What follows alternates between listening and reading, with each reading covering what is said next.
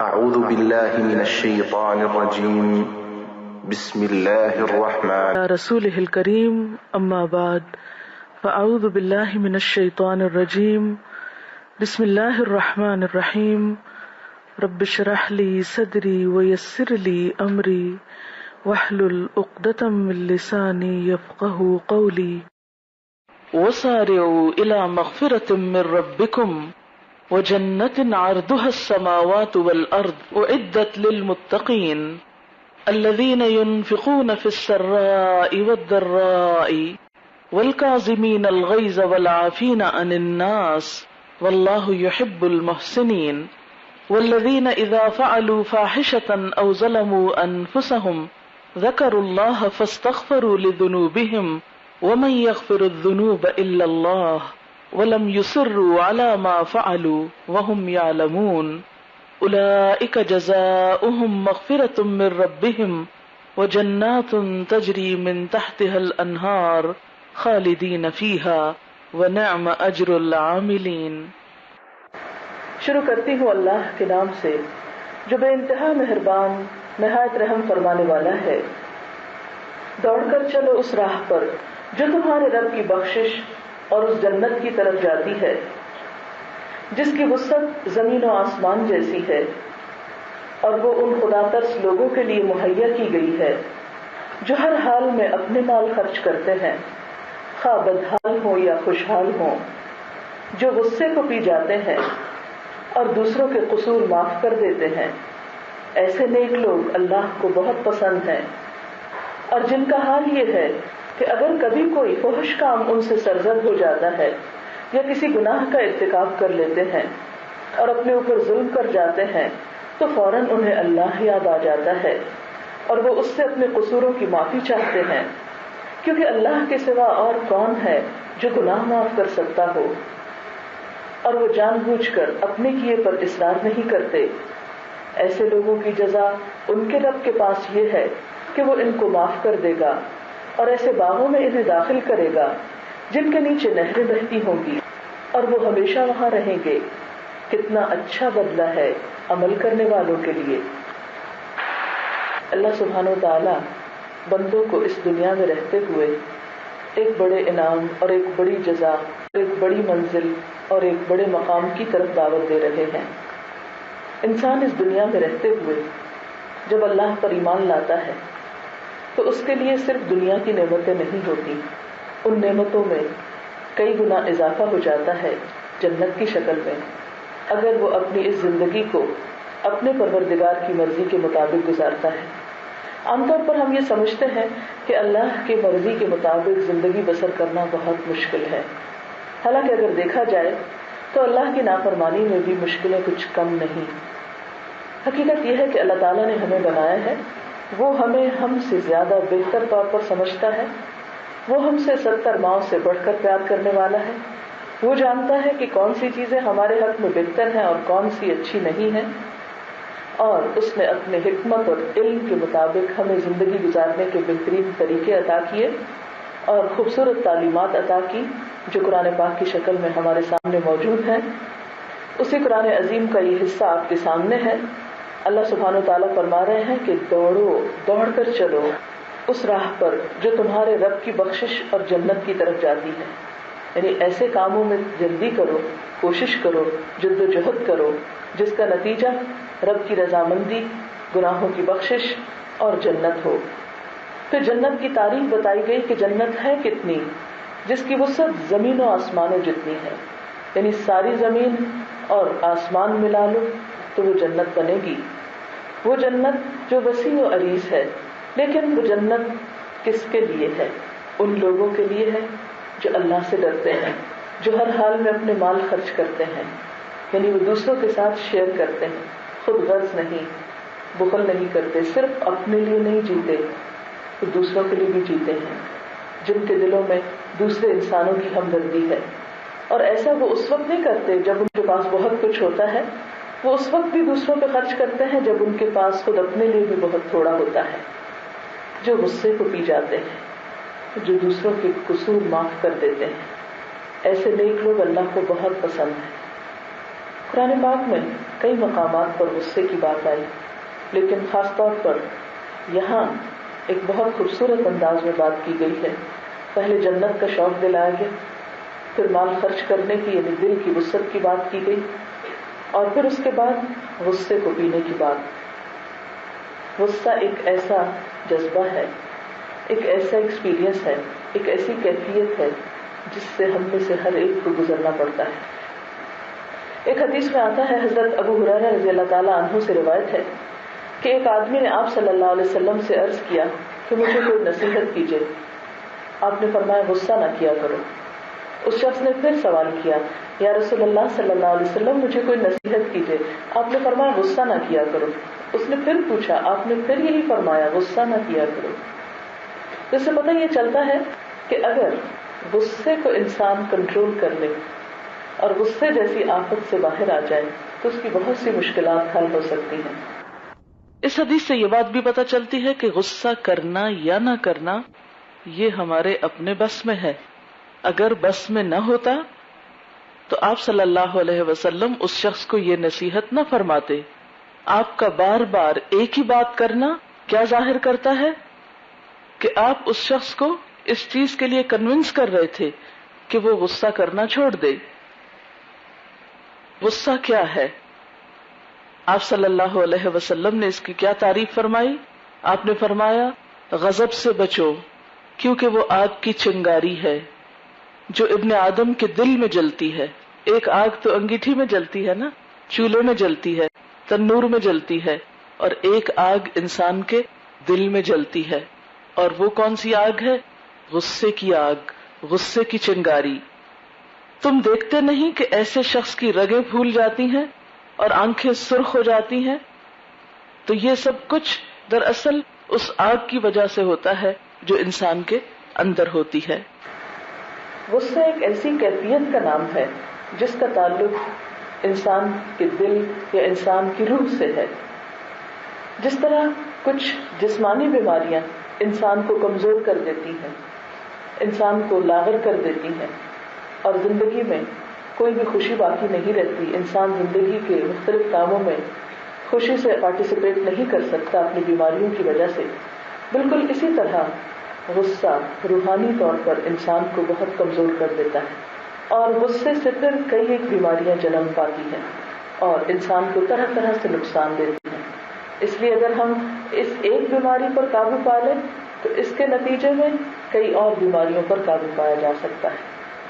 یعنی غصہ ایک ایسی چیز ہے کہ جس کا کنٹرول بہت سارے شر کا کنٹرول ہے، بہت ساری نقصان دہ چیزوں سے بچنے کا ایک ذریعہ ہے۔ اللہ تعالیٰ نے جب انسان کو پیدا کیا تو اس میں اچھے اور برے دونوں طرح کے جذبات رکھ دیے۔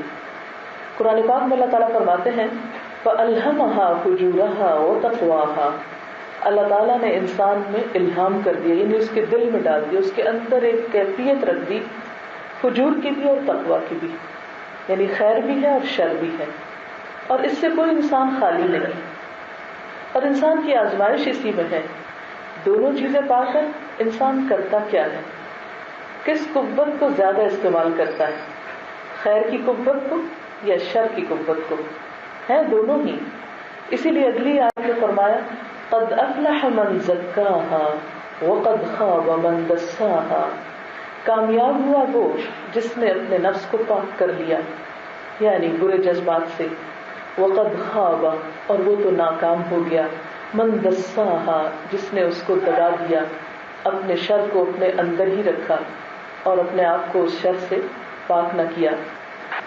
غصے کے لیے عربی زبان میں کئی ایک الفاظ استعمال ہوتے ہیں۔ عربی زبان بہت وسیع زبان ہے، اس میں انسان کے مختلف جذبات کے اظہار کے لیے مختلف الفاظ استعمال ہوتے ہیں۔ غصے کے لیے جو لفظ قرآن پاک میں استعمال ہوتے ہیں اس میں ایک سخط ہے، یہ غصے کا پہلا درجہ ہے۔ اس میں محض ایک چیز سے اریٹیٹ ہونا، اسے ناپسند کرنا یا ناراض ہونا ہے، اور یہ ہمیشہ بڑے کا چھوٹے شخص سے یعنی اپنے سے چھوٹے پر ناراضگی کا نام ہے۔ لیکن یہ غصے کا ابتدائی درجہ ہے کہ جس میں انسان چھوٹی سی بات سنتا اور برہم ہو جاتا ہے یا کسی چیز کو ناپسند کرتا ہے اور بات ختم ہو جاتی۔ آگے بات نہیں بڑھتی. دوسرا درجہ غیظ کا ہے، ایسی ناراضگی جو انسان کا دوران خون تیز کر دے، جس سے بی پی ہائی ہونے لگے، اور یہ انسان کا اپنے اوپر بھی ہو سکتا ہے اور دوسروں پر بھی ہو سکتا ہے. اگلا درجہ غضب کا ہے، جب انسان غصے سے بھر کر انتقام پہ اتر آئے اور دوسرے کو تکلیف دینے لگے، اس وقت اس کا نام غضب ہو جاتا ہے، جو سپرلیٹو ڈگری کہہ سکتے ہیں آپ. قرآن پاک میں آتا ہے والکاظمین الغیظ، جنت کے لوگ، جنت کے باسی، جنت کے باشندے اپنے غصے کو کنٹرول کرنے والے ہوتے ہیں. کاظم سے کاظمین. کظمہ کا لفظی مطلب ہوتا ہے باندھنا. یہ بالکل ایسے ہی جیسے پانی کی مشق کا منہ باندھنا یا کسی بھی چیز کو آگے سے ٹائٹ کرنا. مثلاً ہاٹ واٹر بیگ ہوتا ہے تو اس کے اندر ابلتا ہوا پانی ڈالنے کے بعد جب آپ اس کا ڈھکن پوری طرح بند کر دیتے ہیں، ایئر ٹائٹ کر دیتے ہیں، تو اس عمل کو کہتے ہیں کظمہ. اب آپ دیکھیں کہ بوائلنگ واٹر ہوتا ہے اس کے اندر، لیکن جب آپ نے اس کو بند کر دیا تو بے شک آپ اس کو الٹا کر دیں، آپ سیدھا رکھیں، الٹا رکھیں، پھینکیں، اٹھائیں، وہ پانی آپ کو نقصان نہیں دیتا.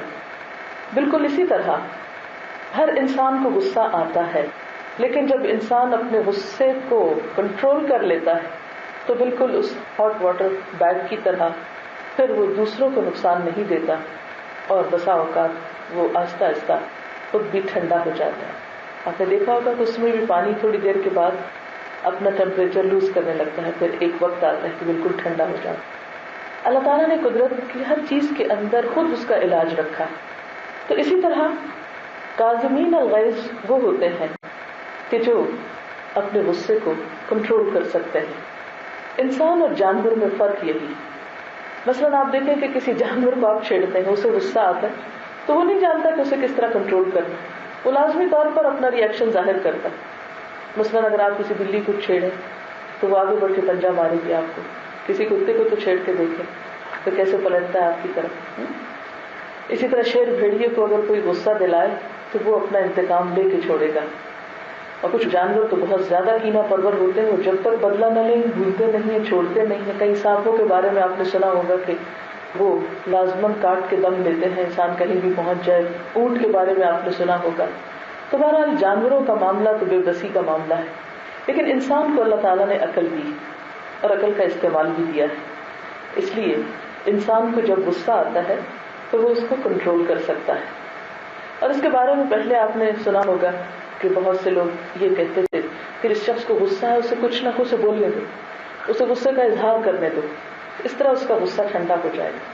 لیکن اب لیٹسٹ ریسرچ کیا کہتی ہے کہ نہیں، صرف غصے کے اظہار سے یا غصہ نکالنے کی وجہ سے غصہ ٹھنڈا نہیں ہوتا، بلکہ تجربہ یہ بتاتا ہے کہ جب ایک انسان غصے میں آ کے اپنے غصے کا استعمال شروع کرتا ہے تو اس سے خود بھی زیادہ بھرتا ہے غصہ اپنے اندر، اور دوسرا یہ کہ جس پہ وہ غصہ کر رہا ہوتا ہے، خواہ وہ انسان ہو یا کوئی چیز ہو، پلٹ کر اس کا بھی ری ایکشن سامنے آتا ہے. مثلا آپ بچوں کو بھی کچھ نہیں کہہ سکتے، کچھ کہیں گے تو آپ دیکھیں گے وہ جواب میں چلانے لگیں گے یا بات کرنے لگیں گے، پھر اس کے بعد آپ کو اور غصہ آئے گا. اسی طرح بسا ہوگا تو غصے کے عالم میں ہم کسی چیز کو پٹکتے ہیں تو ٹوٹ جاتی ہے یا خراب ہو جاتی ہے، تو اس پر ہمیں اور غصہ آتا ہے کہ اور زیادہ نقصان ہو گیا ہے، اور زیادہ ریگریٹ کرتے ہیں. تو اس لیے اللہ تعالیٰ نے چونکہ ہماری نفسیات بنائی اور وہ ہم کو جانتا ہے کہ صرف اظہار کرنے سے اور صرف نکالنے سے علاج نہیں ہوگا، بلکہ بعض اوقات اس کو کنٹرول کرنا ہوگا. اس کا یہ مطلب نہیں کہ سپریس کریں، غصہ دبانے کو نہیں کہا جا رہا، صرف روکنے کو کہا جا رہا ہے. غصے کا استعمال دوسری طرف موڑ لو. یہ بالکل ایسے ہی ہے کہ جیسے سیلاب آتا ہے جب، تو سیلاب کی تباہی سے بچنے کے لیے آپ کیا کرتے ہیں؟ اور جگہوں پر اس نہر کو یا دریا کو کھول دیتے ہیں تاکہ اس کا پانی دوسری طرف سے نکل جائے اور آپ کو نہیں ڈبوئے. بعض اوقات شہروں کو بچانے کے لیے گاؤں کی طرف ان کا رخ موڑ دیا جاتا ہے، نہروں کا، یا ان کے پل کھول دیے جاتے ہیں جس سے بڑی بستیاں بچ جاتی ہیں اور چھوٹی ڈوب جاتی ہیں. تو یہاں پہ یہ نہیں کہا گیا کہ غصے کو آپ اندر اس طرح ہی دبا کے رکھیں کہ آپ اس سے خود بیمار پڑ جائیں، بلکہ بتایا یہ جاتا ہے کہ غصے کا اظہار مختلف طریقے سے کریں اور خاص طور پر اس کو کنٹرول کرنا سیکھیں، کیونکہ اسی میں انسان کا فائدہ اور بہتری ہے. سوچنے کی بات یہ کہ غصہ کب آتا ہے اور کیوں آتا ہے. غصہ آنے کی کئی وجوہات ہو سکتی ہیں.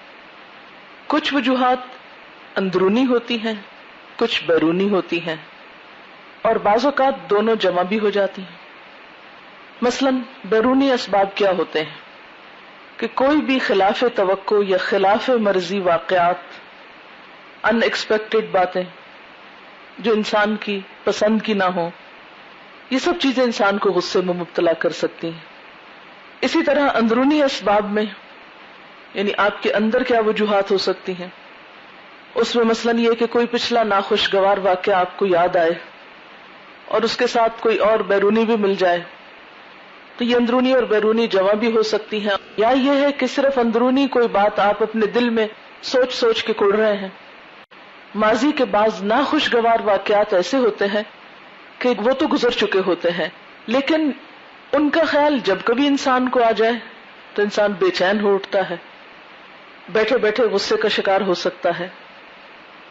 تو اب ہم دیکھتے ہیں کہ اندرونی اسباب یا ذاتی اسباب کون سے ہوتے ہیں جو انسان کو غصہ دلاتے ہیں.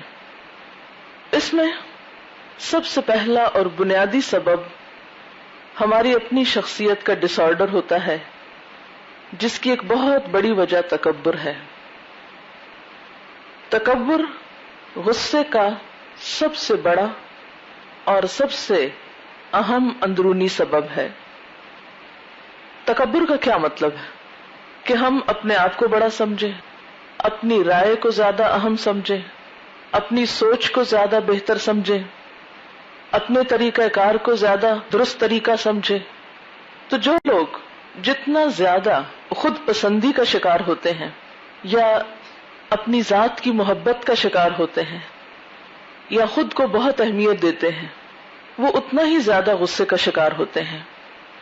کیونکہ جب بھی ان کی مرضی کے خلاف کوئی بات ہوتی ہے، جب بھی ان کی بڑائی کو زد پہنچانے والی، ان کی بڑائی کو نقصان دینے والی یا ان کی بڑائی پہ اثر انداز ہونے والی کوئی بھی چیز سامنے آتی ہے تو وہ انہیں غصے میں مبتلا کر دیتی ہے. اسی لیے ہم دیکھتے ہیں کہ عام طور پر ہم اپنے سے چھوٹوں پر غصے کا اظہار کرتے ہیں. اب یہ چھوٹا ہونے سے مراد کیا ہے؟ چھوٹے ہونے میں عمر کا کم ہونا بھی ہو سکتا ہے، مرتبے اور رتبے کا کم ہونا بھی ہو سکتا ہے. مثلا ہمیں عموماً بچوں پہ غصہ زیادہ آتا ہے یا نوکروں پہ زیادہ آتا ہے، یا بعض استاذوں کو شاگردوں پہ بہت آتا ہے کیونکہ وہ رتبے میں ان سے کم ہوتے ہیں.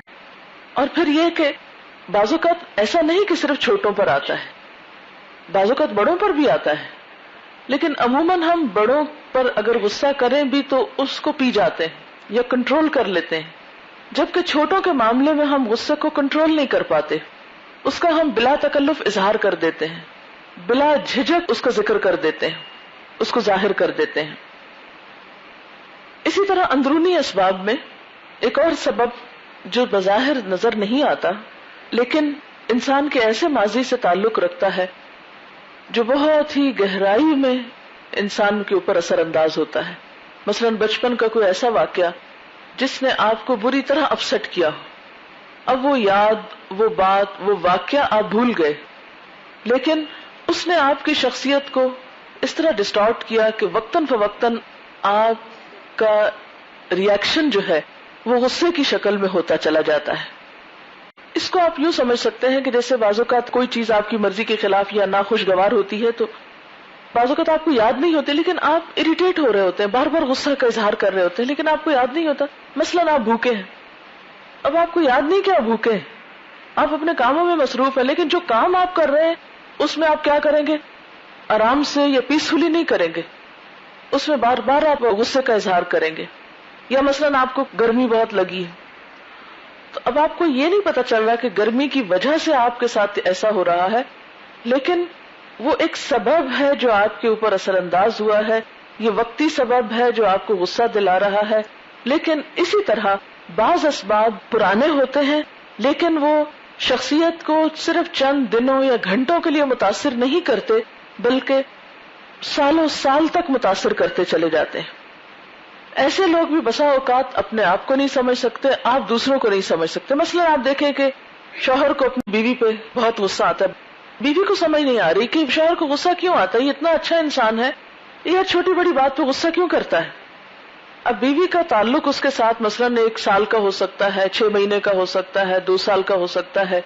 بیوی اپنے شوہر کے ماضی کو نہیں جانتی اور خصوصاً اس کے بچپن کو نہیں جانتی، بچپن میں ہونے والی اس کے ساتھ ناانصافیوں کو نہیں جانتی، جس نے اس کی شخصیت کو اس طرح کر دیا کہ وہ اپنے ماضی میں کسی پہ وہ غصہ نہیں نکال سکا، یا وہ جو صدمہ تھا یا جو غم تھا وہ اس کے اندر اس طرح پیوست ہو گیا کہ اب بیوی کی شکل میں اس کو ایک محبت کرنے والا ملا یا ایک ہمدرد ملا، تو وہ سمجھتا ہے کہ اب اس کو میرا سارا بوجھ اٹھا لینا چاہیے، اور وہ بسا اوقات محبت کے اظہار کے لیے یا اپنی اہمیت کے اظہار کے لیے وہ دوسرے پر غصہ کرتا چلا جا رہا ہے، اور بیوی پریشان ہے کہ معلوم نہیں، وجہ ہی پتہ نہیں چلتی، اور غصہ ہونے لگتا ہے اور پھر غصہ ہوئے چلے جاتا ہے اور پھر سبب بھی پتہ نہیں چلتا. تو ایسی صورت میں بعض اوقات تعلقات کی جو خرابی ہے اس کی اصلاح بہت مشکل ہو جاتی ہے، اور اس میں صرف ظاہری اور وقتی فیکٹرز کو جاننا کافی نہیں ہوتا، دوسرے شخص کے ماضی کو جاننا بھی بے حد اہم ہوتا ہے.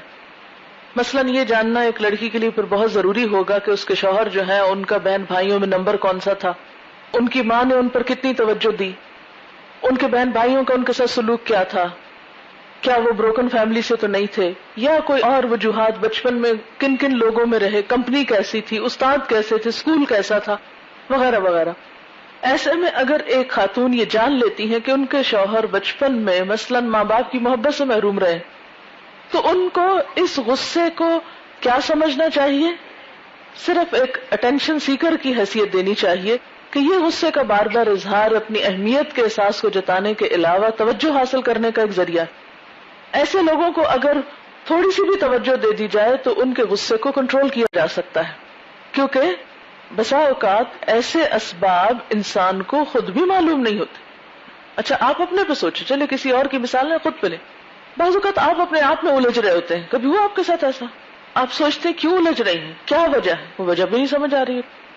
میں بے چین ہوں، کیوں ہوں مجھے نہیں پتا چل رہا، کیوں بور ہو رہی، کیوں کچھ سمجھ نہیں آ رہی، کام میں دل نہیں لگ رہا، پڑھنے کو دل نہیں چاہ رہا، کوئی بظاہر وجہ نہیں، خاموش کمرہ ہے، پنکھا لگا ہوا ہے، کتاب موجود ہے، آپ موجود ہیں، خاموشی ہے، پڑھنے کے سارے ظاہری اسباب موجود ہیں، اس کے باوجود آپ ہیں کہ پڑھ ہی نہیں پا رہے. تو جب کبھی کوئی ظاہری سبب ایسا نظر نہ آئے غصے کا کہ کوئی وجہ ہی نہیں، کیونکہ انسانی تعلقات میں یہ جاننا بہت ضروری ہے کہ دوسرا شخص غصہ کر کیوں رہا ہے.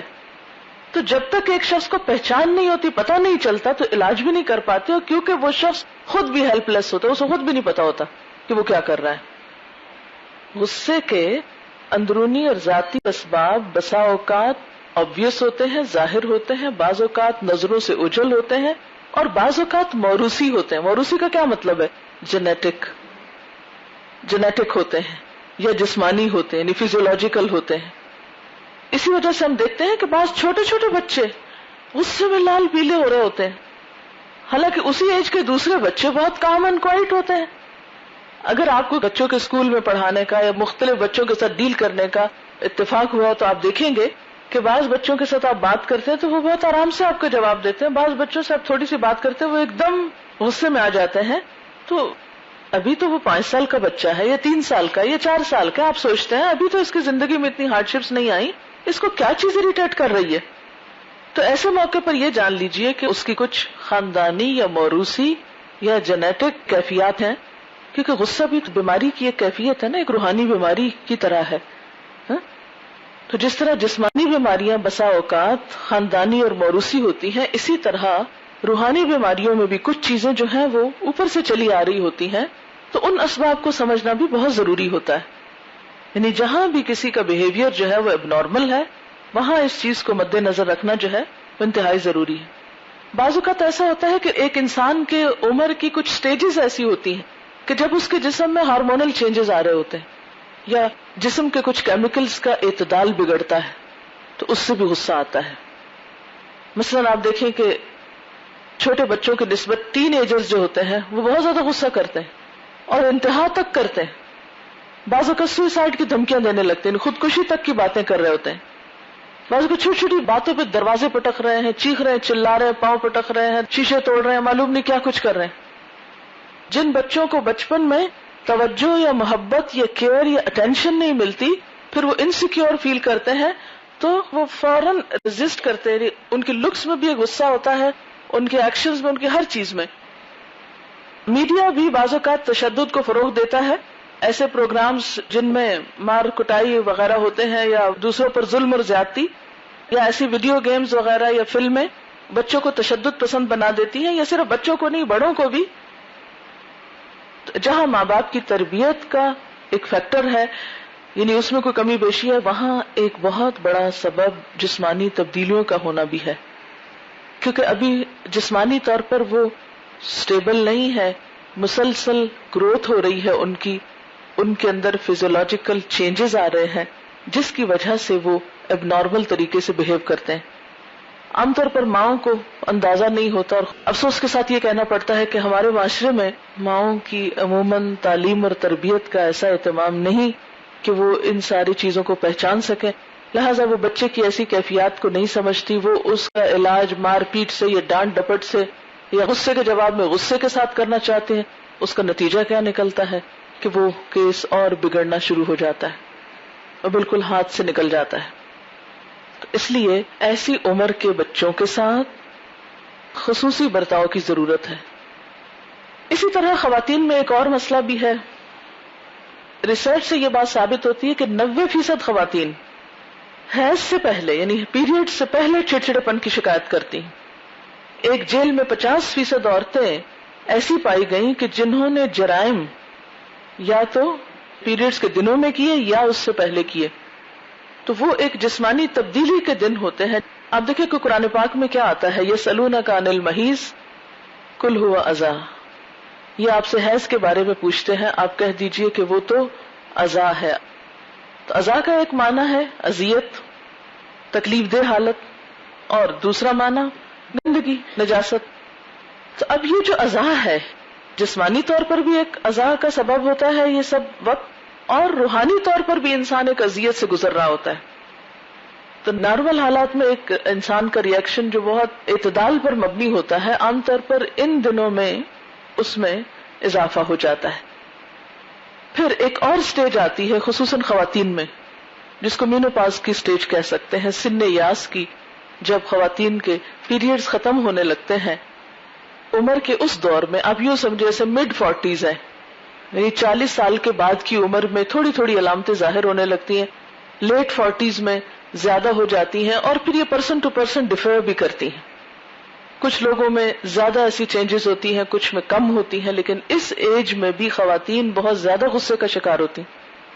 اسی لیے آپ نے دیکھا ہوگا کہ عام طور پر مائیں جب اپنے بچوں کی شادیاں کرنے لگتی ہیں، مثلا اگر ایک عورت کی شادی 18-20 سال کی عمر میں، جو ہمارے عام طور پر رواج ہے، 20 سال کی لڑکی ہوئی تو شادی کی فکر ہوتی ہے، چلے 21-22 میں اس کا بچہ پیدا ہوا، 20-22 سال گزرے تو ان کے بچے کی شادی کا وقت آ گیا. اب کیا ہوتا ہے کہ جو ہی بہو گھر میں آتی ہے، وہ ایک نوجوان لڑکی آئی ہے، ظاہر ہے کہ سب کی توجہ اس کی طرف ہے، بیٹے کی توجہ اپنی بیوی کی طرف ہے. وہ عمر کے ایسے حصے میں آ گئی ہیں کہ جہاں وہ اپنی جوانی کے ڈھلنے کے غم کا شکار ہے مثلا. اب ایسے میں ان کو توجہ چاہیے اور توجہ ساری کسی اور کی طرف چلی گئی ہے. اب ساس بہو کا جھگڑا شروع ہو گیا. اچھا، ساس بعض اوقات بڑی پڑھی لکھی سمجھدار اور یہ سب کچھ نہیں کرنا چاہتی، لیکن وہ اپنی حالت سے مجبور ہوتی. اس کے اپنے اندر جسمانی طور پر ایسی تبدیلیاں آ رہی ہوتی ہیں کہ جس میں وہ کوپ نہیں کر پاتی. ایسے میں نوجوان لڑکیوں کو یہ چاہیے کہ وہ ساس کی ایسی عمر میں جب ابھی اس کا بڑھاپا مکمل نہ ہوا ہو، کیونکہ جب پورا بڑھاپا آ جاتا ہے نا تو پھر بھی ایک تحمل مزاجی اور ایک ہمبلنس آ جاتی ہے. لیکن یہ جو درمیان کا عرصہ ہوتا ہے، ادھر بہو کی نئی نئی شادی ہوتی ہے، ادھر وہ اس مشکل میں گرفتار ہوتی ہے، تو کلیشز پھر بہت بڑھ جاتے ہیں، تعلقات میں بڑی خرابی ہونے لگتی، مشکلیں پیش آنے لگتی ہیں. تو اگر انسان تھوڑی سی ان کی بیک گراؤنڈ یا پس منظر کو سمجھتا ہو تو پھر حوصلے اور ہمت کے ساتھ ان چیلنجز کا مقابلہ کیا جا سکتا ہے. پھر اسی طرح جب انسان کی بنیادی ضروریات پوری نہ ہو، مثلا شدید بھوک کی حالت میں، عام حالات میں اگر کوئی آپ سے کچھ مانگے یا پوچھے تو آپ اچھے طریقے سے جواب دیں گے، ہاں ہے، نہیں ہے. آپ کو شدید بھوک لگی اور کوئی آپ سے پوچھے وہ ذرا چابیاں ڈھونڈ لاؤ. مثلا آپ کھانا کھانے کے لیے بیٹھے اتنے میں آپ کے بھائی باہر سے آتے ہیں کہتے ہیں وہ ذرا مجھے چابیاں تلاش کر کے دو. اس وقت آپ دیکھیں گے کہ جواب کیا ہوگا آپ کا کہ مجھے بھوک لگی اور تمہیں چابیوں کی سوچی، جاؤ خود ڈھونڈو، میں نہیں کر سکتی، آج کے بعد مجھے نہ یہ کہنا. اگر آپ پیٹ بھر کے بیٹھے ہوتے تو آپ آرام سے اٹھ کے جا کے دوسرے کی مدد کر دیتے. اسی طرح بعض اوقات نیند کی کمی ہوتی. آپ کا امتحان تھا، آپ ساری رات جاگتے رہے، بڑی مشکل سے پرچہ دے کے گھر لوٹے یہ سوچ کے کہ جاتے ہی سو جاؤں گی، اتنے مہمان آ گئے. اب کچن میں آپ گئے، برتن پٹک رہے ہیں، ان کو بھی ابھی آنا تھا، مجھے اتنی سخت نیند آئی ہے، مجھ سے نہیں اب کھانا بنتا، میں کچھ نہیں آفر کر سکتی، جاؤ جو کوئی اور کر لے. اور اگر آپ سو کے اٹھے ہوتے، ناشتہ کر چکے ہوتے، اتنے میں کوئی آتا تو آپ گلے لگا کے ملتے. تو فرق ہو جاتا نا سچویشن سے سچویشن میں. پھر اسی طرح بیماری، کوئی بھی جسمانی بیماری، مثلا بخار میں اگر کوئی کہے کھانا کھا لو تو آپ کیسے جواب دیتے ہیں؟ آپ کو سر درد ہو اور کوئی آپ سے کوئی کام کہہ دے یہ سبق پڑھا دو مجھے، آپ کا جواب اور آپ کی کیفیت اور آپ کا ری ایکشن بالکل مختلف ہوگا. پھر اسی طرح کچھ اور خواہشات ایسی ہوتی ہیں جن کی تکمیل نہ ہو، جو فطری خواہشات ہوتی ہیں انسان کی. مثلا شادی انسان کی ایک فطری خواہش ہے، اس کی ایموشنل ضرورت ہے، جسمانی ضرورت ہے. اللہ تعالیٰ نے ایک نظام ایسا رکھا ہے کہ ہر انسان کے اندر اس چیز کا ایک انسینٹیو رکھ دیا. اب اگر ایک شخص کی شادی نہیں ہو رہی تو آپ نے دیکھا ہوگا کہ عام طور پر جن لوگوں کی شادی نہیں ہوتی موسٹلی وہ لوگ دوسروں کے ساتھ معاملہ کرنے میں مشکل پیدا کرتے ہیں، کیونکہ وہ اپنی کچھ خواہشات کو سپریس کر کے اریٹیشن کا شکار ہو جاتے ہیں. پھر اسی طرح کچھ لوگوں نے اپنی زندگی میں اپنے لیے کچھ اصول، کچھ معیار، کچھ ایک اپنا خاص لائف سٹائل، ایک سیٹ اپ قائم کر کے رکھا ہوتا ہے.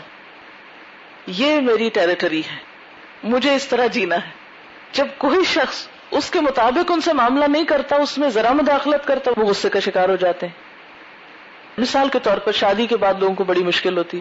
شادی سے پہلے جیسے کچھ لڑکیاں ہیں وہ خاص سٹائل میں سونا، جاگنا، لوگوں سے ملنا نہ ملنا، بہت سی چیزوں میں اب ان کی اپنی ایک مرضی ہوتی.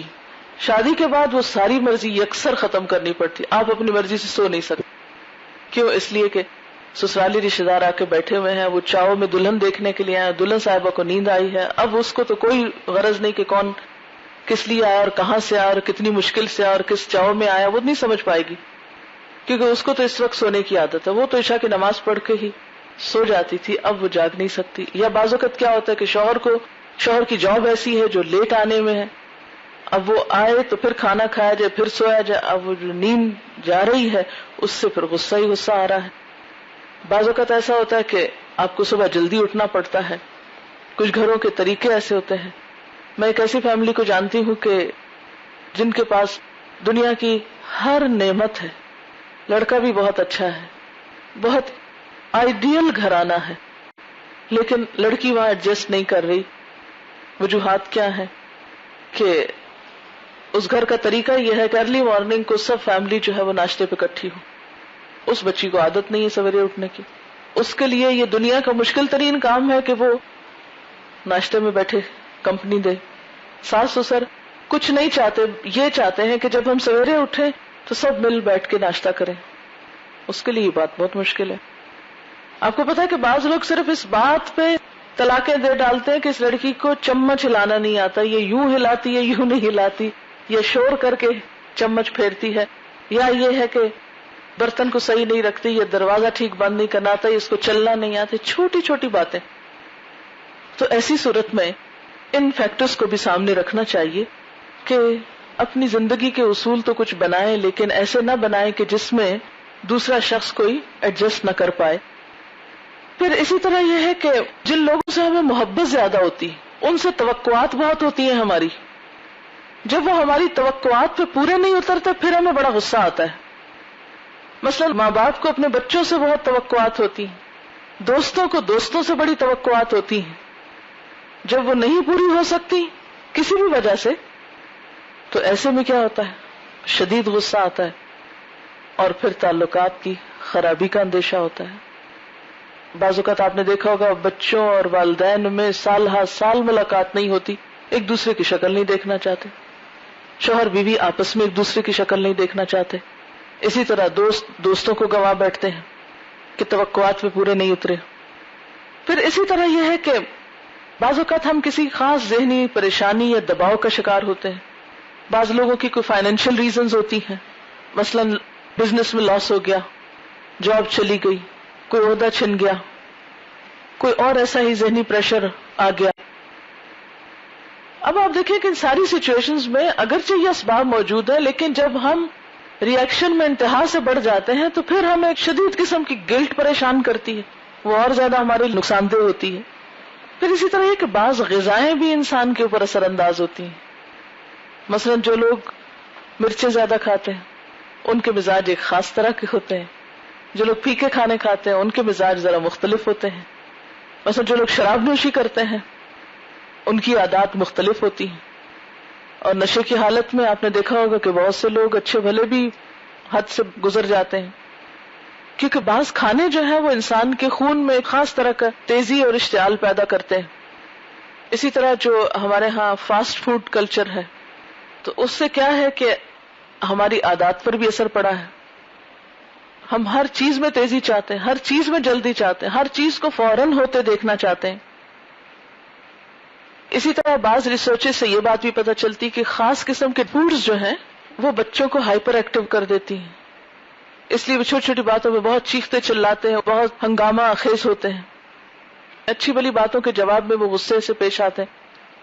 اچھا، اسی طرح یہ کہ جو ڈرنک کرنے والے لوگ ہوتے ہیں ان کے موڈ میں سٹیبلٹی نہیں ہوتی، ان میں بہت چینجز ہوتے ہیں. اس کے ساتھ ساتھ یہ ہے کہ کچھ اسباب بیرونی بھی ہوتے ہیں یا خارجی اسباب. خارجی اسباب کیا ہیں؟ ماحول کا بھی انسان کے جذبات پہ اثر پڑتا ہے، غصہ آنے میں مددگار ہوتا ہے. مثلا بعض گھروں میں ہر وقت ایک غصے کا ماحول رہتا ہے، ہر شخص موڈ آف کیے ہوئے نظر آئے گا آپ کو. بعض گھروں میں چیخنے چلانے کی بہت عادت ہوتی ہے، تو جو بچہ بچپن سے بڑوں کو چیختے چلاتے دیکھتا ہے وہ پھر انکانشیسلی وہ ہیبٹ لے کر بڑا ہوگا، وہ اسی طرح کی عادت کے ساتھ پروان چڑھے گا. مثلا اگر گھر میں نفرت کا ماحول ہے تو وہ بھی نفرت لے کے بڑا ہوگا. تو خاندان، دوست اور ماحول جو ہیں وہ ہماری شخصیت پر اثر انداز ہوتے ہیں. بالکل ایسے ہی جیسے ایک پودا جو ہے اگر آپ اس کو روشنی میں رکھیں تو اس کی لک کچھ اور ہوگی، اندھیرے میں رکھیں تو اچھا بھلا پودا بھی مرجھا جائے گا. تو اگر ہم ایک اچھے ماحول میں رہتے ہوں تو ہمارا رویہ کچھ اور ہوگا، اگر ہم خراب ماحول میں ہوں گے تو ہمارے رویے پر بھی اس کا اثر ہوگا. تو بہرحال بیرونی اسباب یا ماحول انسان کے اوپر اثر انداز ہوتا ہے. پھر اسی طرح بعض معاشرے جو ہیں ان کی ایک خاص نفسیات ہے. مثلا برطانوی معاشرے کی اپنی نفسیات ہے، امریکی معاشرے کی اپنی نفسیات ہے. پھر اسی طرح یہ ہے کہ معاشرتی اقدار جو ہیں وہ بھی ایک سبب ہے غصہ دلانے کا. مثال کے طور پر ہمارے معاشرے میں لڑکوں کو جس طرح پالا جاتا ہے اس بنا پر لڑکے لڑکیوں کی نسبت زیادہ تشدد پسند ہوتے ہیں، ان میں مار پیٹ اور غصے کا اظہار زیادہ پایا جاتا ہے بنسبت لڑکیوں کے. ان پر تشدد بھی لڑکیوں سے زیادہ ہوتا ہے، انہیں سزائیں بھی زیادہ ملتی ہیں، کیونکہ ہمارے ہاں لڑکوں کو تشدد پسند ہونے پہ حوصلہ افزائی کرتے ہیں، انکریج کرتے ہیں نا. اس لیے بچپن سے ان کا ذہن ایسے بنایا جاتا ہے کہ وہ تشدد پسند ہو. ان کے غصے کے اظہار کو ایک نارمل بات سمجھا جاتا ہے، لہذا ان کو بھی اپنی مردانگی ظاہر کرنے کے لیے غصے کا جا بجا اظہار کرنا پڑتا ہے. نہیں بھی غصہ ہے تو غصہ دلا کے بات کرنی پڑتی. پھر کچھ ہمارے جو معاشرتی اقدار ہیں ان سے بھی ہمارے مزاج پہ اثر پڑا ہے. مثلا میڈیا کا جو کردار ہے اس کے ذریعے بھی تشدد عام ہوا ہے. مثلا بعض ویڈیو گیمز ایسی بنائی گئی ہیں، ایسے کارٹونز ہیں، ایسی فلمیں ہیں، تشدد اور غصہ بڑھ جاتا ہے جن کو دیکھ کر. پھر زندگی کی تیزی اور زندگی کے جو مختلف طرح کے دباؤ ہیں ان کا شکار ہونے کی وجہ سے قوت برداشت بہت کم ہو گئی. فیکٹرز جو بھی ہوں لیکن اگر ہم ان کو برداشت کر جائیں تو اثر انداز نہیں ہونے پاتے. لیکن اگر ہمارے اندر قوت برداشت کم ہو تو ہر چیز ہم کو غصہ دلا دے گی. پھر اسی طرح ایک وجہ بچوں کو اچھی تربیت کی کمی ہے. بہت سی مائیں بچوں کو کھانا تو سکھاتی ہیں، کیسے بیٹھو، سیدھے بیٹھو، دائیں ہاتھ سے کھاؤ، سانس لے کے پانی پیو وغیرہ وغیرہ، چھری کانٹے کا استعمال تو سکھائیں گی، لیکن اپنے جذبات کا اظہار کیسے کرنا ہے یہ نہیں سکھائیں گی. بعض بچوں کو دیکھا گیا وہ ہر بات رو کے کرتے ہیں، ہر بات میں شکایت کرتے ہیں، ماں باپ ان کو کبھی منع نہیں کرتے. بعض لوگ چھوٹی چھوٹی باتوں میں شکایتی رویہ رکھتے ہیں، ان کو گرمی لگی تو انہوں نے شکایت کی، ان کو سردی لگی تو وہ شکایت کر رہے ہیں، ان کو کسی نے کچھ کہا تو وہ شکایت کر رہے ہیں، آج ٹیچر نے یوں کہا ہے تو اس پہ شکایت ہو رہی ہے، آج دوست نے یہ کہا اس پہ شکایت. اور ماں بس ایک شکایتیں سننے کا آلہ بن کے رہ جاتی، اور شکایتیں سن کے کبھی بچے کو نہیں بتائے گی کہ تمہارا کیا قصور ہے. وہ اس کو اور تھپکی دے دے گی اور سینے سے لگائے گی، ہاں میرا بچہ پیارا، اس کو تو ساری دنیا ستاتی ہے. تو یہ طریقہ ٹھیک نہیں ہے.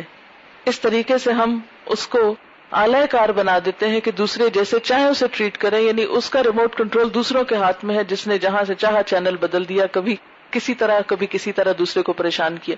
تو ماں باپ کے فرائض میں یہ بات شامل ہے کہ جہاں بچوں کی جسمانی نشو و نما کا وہ خیال رکھتے ہیں، وہاں ان کی روحانی اور ایموشنل اور جذباتی نشو و نما کا بھی خیال رکھیں، اور انہیں جذبات کے اظہار کا احسن طریقہ سکھائیں.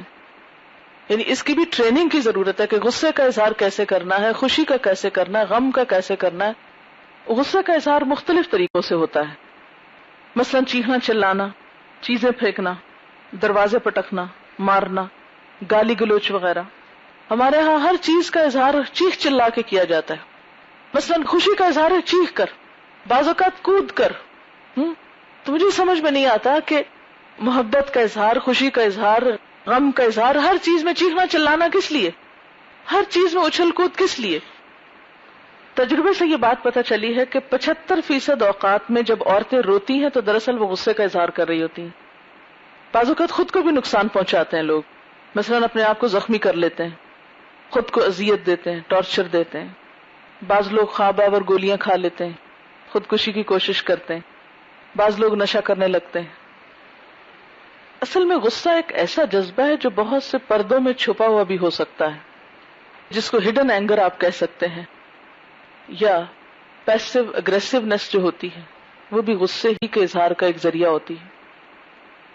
یعنی بعض لوگ تو چیخ چلا کے سب کچھ کرتے ہیں، شور مچا کے، اور بعض لوگ خاموشی کے ساتھ. کچھ لوگوں کو آپ نے دیکھا ہوگا وہ بولنا ہی چھوڑ دیتے ہیں، بات ہی نہیں کرتے. آپ لاکھ ان سے پوچھو بھی کیا بات ہے، آپ ناراض ہیں، کوئی غم ہے، دکھ ہے، پریشانی، کچھ نہیں، صرف خاموشی. تو یہ بھی جو بظاہر غصے کا اظہار نہیں نظر آتا، یہ ہوتا دراصل غصے ہی کا اظہار ہے، اور اس کے پیچھے بھی کوئی ایسی ریزن ہوتی ہے. بعض لوگ خود پہ ترس کھاتے رہتے ہیں، بعض لوگ مایوسی کے شکار ہو جاتے ہیں، بعض اداس رہنے لگتے ہیں، بعض لوگ حسد کا شکار ہوتے ہیں، کئی لوگ طنزیہ باتیں شروع کر دیتے ہیں، ہر چیز میں ٹانٹ. آپ نے دیکھا نہیں کبھی بعض لوگوں کا لہجہ ہی ٹانٹ والا ہوتا ہے، وہ سیدھے طریقے سے بات ہی نہیں کرتے، ہر چیز میں ٹانٹ، ہر چیز میں ٹانٹ. تو یہ دراصل سب غصے ہی کی مختلف شکلیں جو دراصل انسان کی شخصیت کو بدنما بنا رہی ہوتی ہیں، لیکن انسان کو پتہ نہیں چلتا کہ وہ کس مشکل کا شکار ہے. تو اس لیے والکاظمین الغیظ اور والعافین عن الناس، اس پر عمل کرنا بہت ضروری ہے، کیونکہ اگر ہم عمل نہیں کریں گے تو ان ساری چیزوں کے ہمیں نقصانات ہوں گے. خواہ ہم غصہ ظاہر کریں یا اپنے اندر رکھیں، دونوں صورتوں میں نقصان ہے. اس لیے ضروری ہے کہ اس کا کوئی ایسا راستہ نکالا جائے، ایسا طریقہ اختیار کیا جائے کہ اللہ نے یہ جو قوت ہمارے اندر رکھی ہے، یہ جو انرجی رکھی ہے، اس سے کوئی بہترین کام سامنے آئے، کوئی بہترین پازیٹیو تعمیری چیز سامنے آئے. تو اب تھوڑا سا ہم جائزہ لیتے ہیں کہ غصے کے نقصان کیا کیا ہوتے ہیں. نمبر 1 جسمانی ہوتے ہیں، نمبر 2 ذہنی، نمبر 3 روحانی، نمبر 4 معاشرتی. جسمانی نقصان کیا ہوتے ہیں؟ مثلا یہ کہ غصے سے انسان کی صحت پہ برا اثر پڑتا ہے. آپ نے دیکھا ہوگا کہ بہت سے بد مزاج اور غصیلے لوگ جو ہیں وہ جسمانی طور پر کئی طرح کی بیماریوں کا شکار ہوتے ہیں. یوں لگتا ہے انہوں نے کبھی کچھ کھایا نہ ہو، یہ لگتا ہے کہ وہ کسی غذائی کمی کا شکار ہے. ان کے رنگ پر، ان کی ہڈیوں پر، ان کے جسم پر، ان کی چال پر، ہر چیز پر ایک اثر ہوتا ہے. غصے کی شدت کی وجہ سے انسان کی جو دل کی دھڑکن ہے، پلپیٹیشن جو ہے وہ متاثر ہوتی ہے، بلڈ پریشر بڑھ جاتا ہے، ہارٹ اٹیک کے امکانات بڑھ جاتے ہیں. بعض اوقات غصے سے جسمانی قوت وقتی طور پہ بہت بڑھ جاتی، لیکن جب اس کا ری ایکشن ہوتا ہے تو شدید کمزوری بھی ہو جاتی.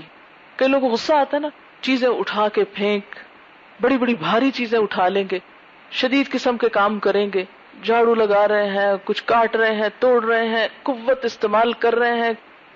یعنی بہت سے لوگ غصے میں جسمانی طور پر بہت ایکٹیو ہو جاتے ہیں. ان کے اندر یوں لگتا ہے جیسے 10 انسانوں کی قوت آ گئی. وہ کام جو ایک عام نارمل حالت میں ایک نارمل انسان نہیں کر سکتا، وہ غصے کی حالت میں بہت کچھ کر کے دکھا دیتا ہے. لیکن جب وہ غصہ ٹھنڈا ہوتا ہے تو پھر وہ کئی دن بستر سے نہیں اٹھ سکتے.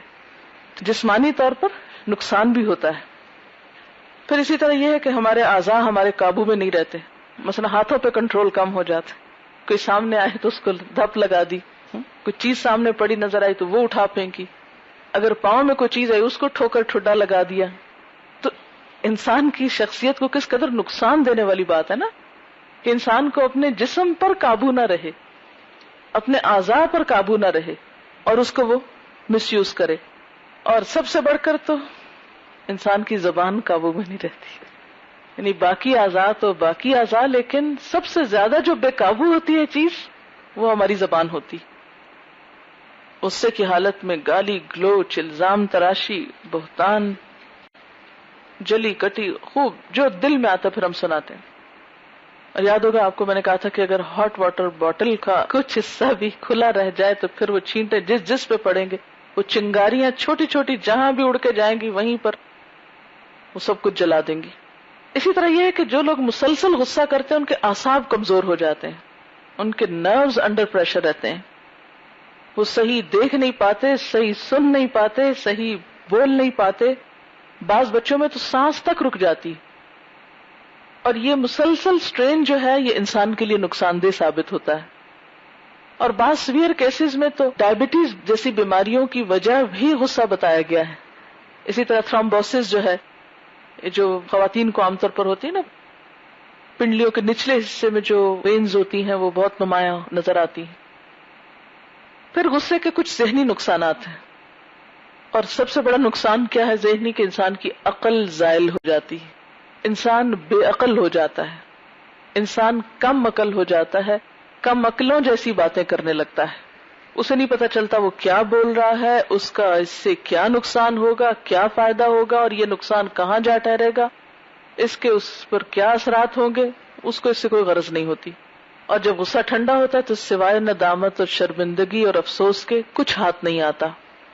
پھر اسی طرح انسان کے سوچنے سمجھنے کی صلاحیت متاثر ہوتی، آپ کی کریٹیوٹی ختم ہو جاتی، معاملہ فہمی ختم ہو جاتی. پھر اسی طرح یہ ہے کہ انسان کی ساری سرگرمیاں متاثر ہوتی، اور پھر اس کے جو نتائج ہوتے ہیں ان کو بھگت کے ان کی اصلاح کر کے ایک بہت بڑا وقت ضائع ہو جاتا ہے.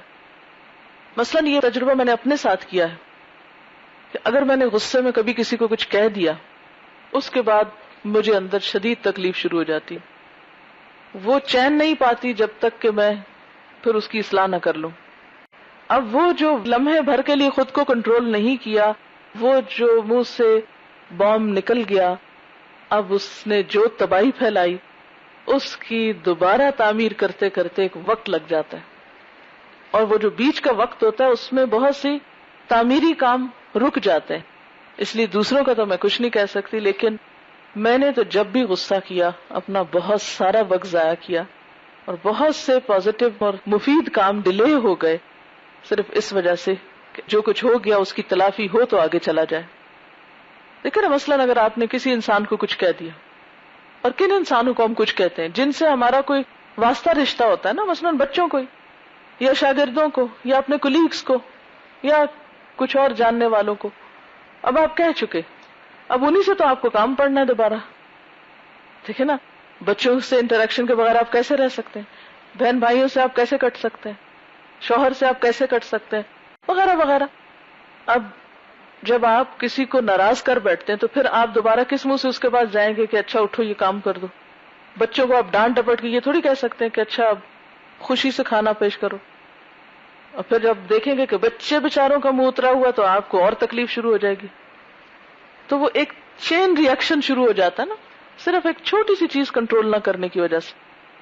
یا تو یہ کہ انسان اتنا بے حس ہو جائے، بے ضمیر ہو جائے کہ جو بڑے سے بڑا غلط کام کرے اس کے بعد وہ اپنے آپ کو مطمئن کر لے، تسلی دے دے نہیں تم میں تو غلطی ہے کوئی نہیں، تعویل اس کی ڈھونڈ لے، مانے ہی نہ غلطی کو، شیطان بن جائے، پھر تو سب ٹھیک ہے. لیکن اگر انسان کا تھوڑا سا بھی ضمیر زندہ ہے اور دل حساس ہے تو پھر نقصانات کا ایک سلسلہ شروع ہو جاتا ہے. اور پھر آپ دیکھیں کہ عقل پہ اثر پڑتا ہے، تو عقل ہی سے تو انسان کو فوقیت دی گئی ہے دوسری مخلوق پر. اگر بے عقل ہی بن کے اس نے کچھ کرنا ہے تو پھر تو اس کا نقصان ہی نقصان ہے. بڑے انسان اور بچے میں کیا فرق رہ گیا؟ اگر بڑا انسان بچوں جیسی حرکتیں شروع کر دے تو اس کا درجہ اور وقار جو وہ گر جاتا ہے. پھر اسی طرح کچھ روحانی اور ایمانی نقصان ہوتے ہیں. مثلاً آپ صلی اللہ علیہ وسلم نے فرمایا کہ غصہ ایمان کو اس طرح خراب کر دیتا ہے جیسے ایلوا شہد کو خراب کر دیتا ہے. آپ جتنے بھی میٹھی چیزوں کا تصور کر سکتے ہیں ان سب میں میٹھی چیز شہد ہے. جیسے گلاب جامن کا شیرہ ہوتا ہے نا، اس سے بھی میٹھی چیز ہے شہد.